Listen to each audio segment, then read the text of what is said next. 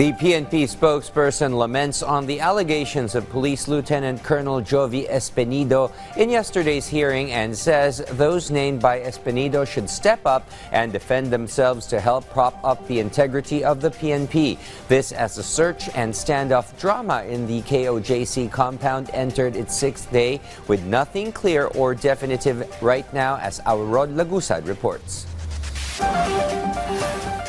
The Department of Interior and Local Government is asking the Engineering Office of Davao City for the construction plan for the structure inside the KOJC compound. According to Secretary Benor Abalos, it remains a challenge as they continue searching KOJC leader Apollo Kibuloy in the premises. He said the area has so many buildings in 30 hectares property and the construction has intricate design. Kung ito'y nakadeklara o hindi. Kasi kung hindi nakadeklara ito, ano ito? Diba? It's a violation. Ba't hindi nakadeklara? Lahat ng intricate things na ginawa at binuupo doon, no? Na pwedeng pagtaguan.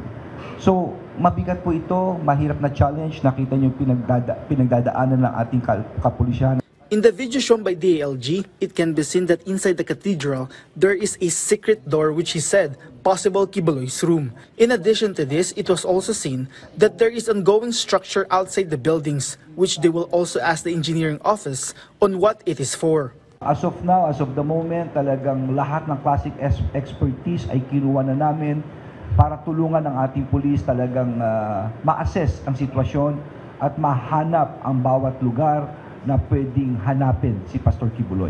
We've been using government resources and we've even asked private companies to help us who has this technology to find Pastor Kibuloy.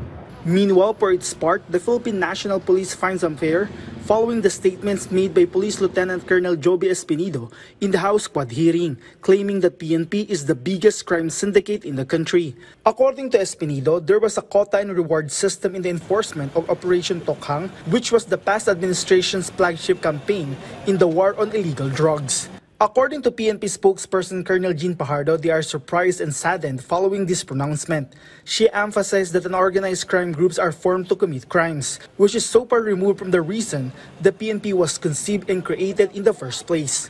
It created, it casted doubt at shadow doon sa integridad ng buong PNP. We're not talking about one single PNP officer, but buong organisasyon yung sinasabi niya kahapon. May mga binanggit siyang mga pangalan, specific names, at hahayaan ko yung mga active at mga former police officers na mga binanggit niya para magsalita. To answer and defend themselves following the allegations of Espinido and on the possible consequences of Espinido's statement, he has to answer for his claims. That is for sure. Meaning, kailangan nating matanong sa kanya. Iba yung accusation. Accusation is one thing, but proof is another thing. The PNP is also curious kung ano yung mga hawak niyang ebidensya, at kung may mga hawak siyang mga ebidensya, ay tutulungan natin. Bukas ang PNP sa anumang investigasyon. The PNP is also open to anyone with evidence to show and prove.